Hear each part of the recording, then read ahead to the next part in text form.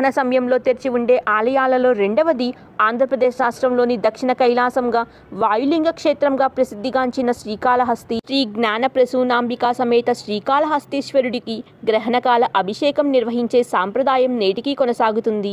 ఈ పుణ్యక్షేత్రంలో స్వయంభూగా వెలిసిన వాయులింగేశ్వరుణ్ణి సూర్యచంద్రాగ్ని లోచనుడిగా పిలుస్తారు. శివలింగంపై సాలీడు, పాము, ఏనుగులతో పాటు భక్త కన్నప్ప గుర్తులు ఉంటాయి. ఈ వాయులింగేశ్వరుడు సూర్యుడు, చంద్రుడు, అగ్ని పరాభట్టుడితో పాటు 9 నవగ్రహాలు, 27 నక్షత్రాలను నిక్షిప్తం చేసే కవచంతో భక్తులకు దర్శనమిస్తారు. అందువల్ల ఈ క్షేత్రంలో రాహుకేతువుల ప్రభావం చూపరని పురాణ కథనం. ఈ క్షేత్రంలో రాహుకేతువులు సర్పదోష నివారణకు పూజలు చేయటానికి విదేశీయులు సైతం ఈ ఆలయానికి విచ్చేస్తారు. సూర్యగ్రహణ సమయంలో, గ్రహణం ప్రారంభ సమయంలో శ్రీకాళహస్తీశ్వరుడికి శాంతి అభిషేకం నిర్వహిస్తారు. అదే చంద్రగ్రహణం అయితే విడుపు సమయంలో ఈ అభిషేకాన్ని నిర్వహిస్తారు.